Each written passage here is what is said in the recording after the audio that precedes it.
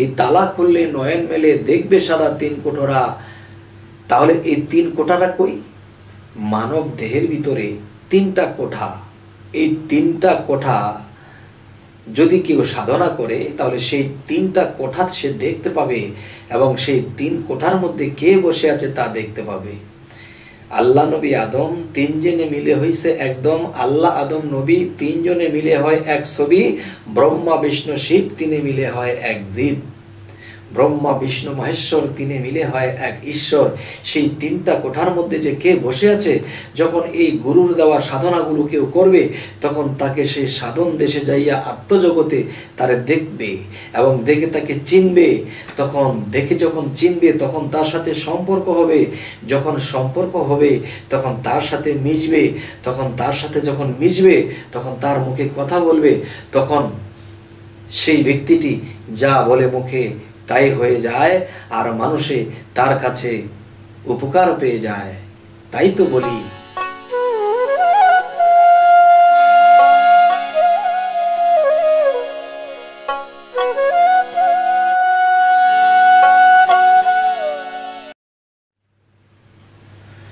হে জগতবাসী, আজ আমি শামীম আলী চিশতি আপনাদের সামনে একটি আলোচনা নিয়ে আসলাম।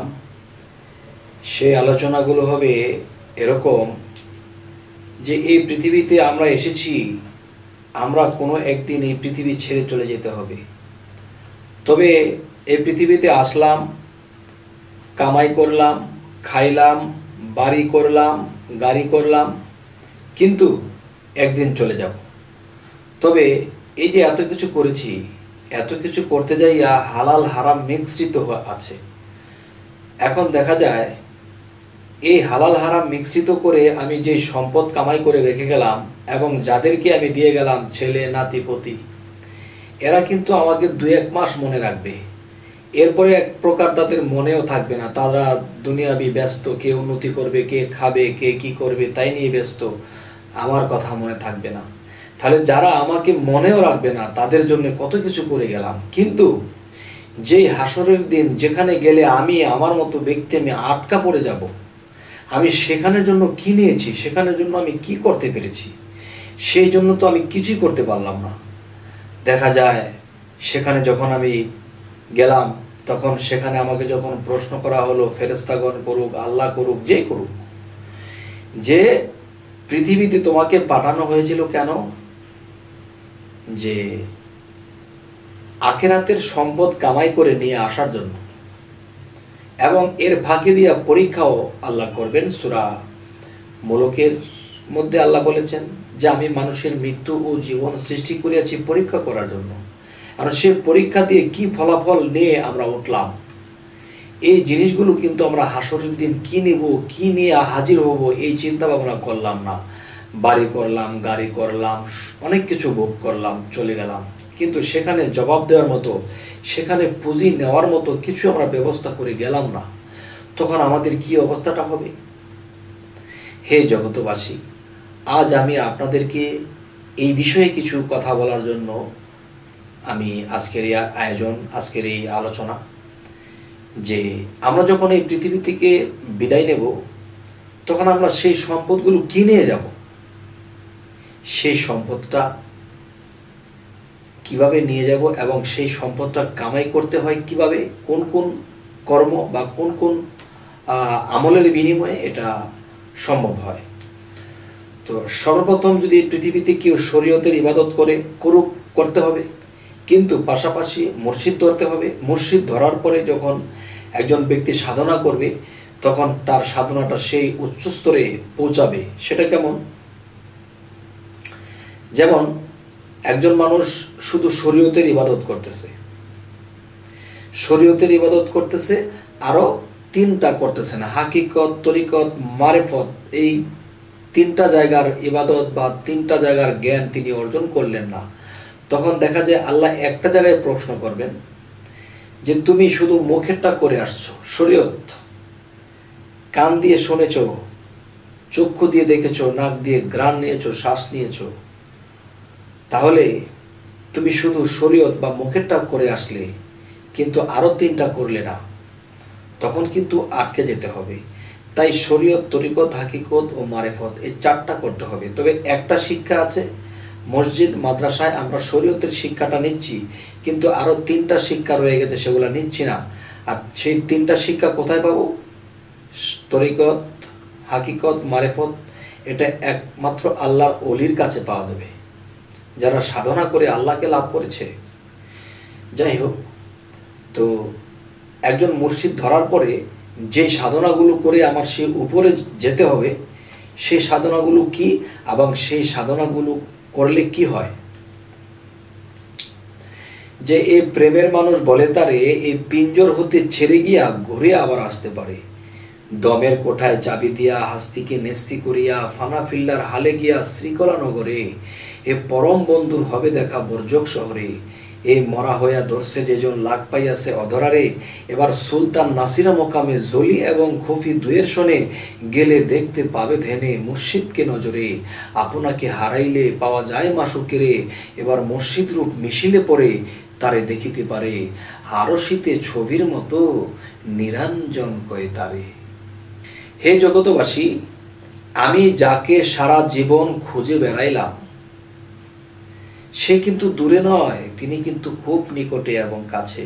তাই একজন সাধু বলেছিল, সারা জীবন খুঁজিলাম যারে, খুঁজে দেখি নিজের ঘরে, বসে আছে গোপন ঘরে, কোনো দিন টান দিয়ে বের করলাম না তারে, তাহলে অকলেই রইলাম পরে। হে জগতবাসী, আমার নিজের ঘরে তিনি বাস করে, কিন্তু দূরে খুঁজতেছি। আরো একটি বিষয়, টর্চ লাইট দিয়ে আমি খুঁজতেছি বাইরে, কিন্তু যেই জিনিসটা আমি খুঁজতেছি সেই জিনিসটা আমার টর্চ লাইটের ভিতরে। হে জগতবাসী, আজকের যে আলোচনা, এই আলোচনাগুলোর একটি ইঙ্গিত দিতে চাই, সাধনা। যেই সাধনার মাধ্যমে আমরা একদিন আল্লাহ পর্যন্ত পৌঁছাতে পারবো। আর সেই সাধনাটা হলো কি? সেই সাধনাগুলো হলো যে হাতনা তাওয়ায় দিবানিশি হয়ে যাওগে কামার পোড়া, শেষে যাবে লালবাজারে চারি রঙের নিশানুরে, অগ্নির মতো দুদু করে মধ্যে জিনিস ভরা, হে হরফের চাবি দিয়ে সদাই গিয়ে ঘোরা, এই তালা খুললে নয়ন মেলে দেখবে সাদা 3 কোঠরা, 3 তালাতে এক নাম ফুটে, হাহাকার এক শব্দ ওঠে, ঢেউ লাগে ত্রিবেণীর ঘাটে, দেখছে রসিক যারা, ভালোবাসা ভবের আশা মিটাই আছে তারা, কেন তোমরা দৌড়াইলে না দমের গোড়া? এই দমের গোড়া দৌড়াইতে বলা হয়েছে। যেমন আমরা যখন শ্বাস টান দিই, ফুসফুসি পর্যন্ত যায়, ফুসফুসি থেকে আবার বের হয়, তো নিতেছি অক্সিজেন, ছাড়তেছি কার্বন ডাই অক্সাইড। তাহলে দেখা গেছে যে আমরা যখন শ্বাস প্রশ্বাস নিচ্ছি, যে যাইতেছে আবার সে কিন্তু বাইর হইতেছে, কিন্তু এই যে আসা যাওয়া করতেছে, এই বাতাসের মধ্যে যে আসা যাওয়া করে, তাকে আমরা কখনো দেখলাম না। তাই তো লালন একটি কথা বলেছে যে আমার মধ্যে কে আসে যায় রে, দেখা দেয় না। তাহলে দেখা তো দেয় না, এটা তো ঠিক না। দেখা দিতে চায়, কিন্তু আমরা দেখা দেওয়ার পর্যাতে যাই না, যে কোন কর্ম কোন কাজগুলো করলে দেখা দেয়। সেই কর্মগুলা আমি কবির ভাষায় বলবো, ইনশাল্লাহ আপনারা একটু বুঝে নেবেন।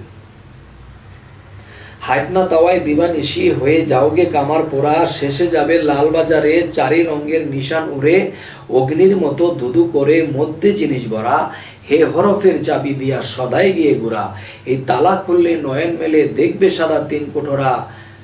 তাহলে এই 3 কোঠাটা কই? মানব দেহের ভিতরে 3টা কোঠা। এই 3টা কোঠা যদি কেউ সাধনা করে, তাহলে সেই 3টা কোঠা সে দেখতে পাবে, এবং সেই 3 কোঠার মধ্যে কে বসে আছে তা দেখতে পাবে।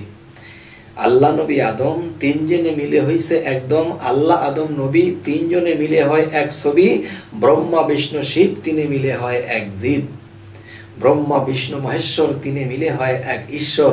সেই 3টা কোঠার মধ্যে যে কে বসে আছে, যখন এই গুরুর দেওয়া সাধনাগুলো কেউ করবে, তখন তাকে সেই সাধন দেশে যাইয়া আত্মজগতে তারে দেখবে এবং দেখে তাকে চিনবে।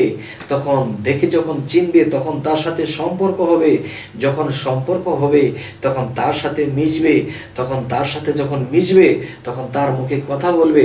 তখন সেই ব্যক্তিটি যা বলে মুখে, তাই হয়ে যায়, আর মানুষে তার কাছে উপকার পেয়ে যায়। তাই তো বলি যে একা একা কখনোই হয় না। আল্লাহ হযরত মুহাম্মদ সাল্লাল্লাহু আলাইহি সাল্লামকে পৃথিবীতে পাঠিয়েছেন, কিন্তু তিনি কিন্তু একা একাই হয়নি। তিনি কিন্তু মুহাম্মদ সাল্লাল্লাহু আলাইহি সাল্লামকে তৈয়ার করে তার মধ্যে ভরেছে রূহ নামের বস্তু। এরপরে সেই রূহের মধ্যে মিশ্রিত হয়ে আল্লাহ নিজেই সেখানে ঢুকলেন। তখন মুহাম্মদ রাসূল হইলেন, এবং সেই রাসূলের মুখে আল্লাহ নিজে কথা বলে। হে জগতবাসী, আজ আমি এই কথাগুলো বলেছি, যদি কারো ভালো লাগে তাহলে আমাদের এরকম ভিডিওগুলো পেতে সাবস্ক্রাইব করুন, তাহলে আমাদের বাকি ভিডিওগুলো পেয়ে যাবেন। তো আজ এই কথাগুলো বলে রাখছি, সকলেই ভালো থাকবেন। আল্লাহ হাফিজ।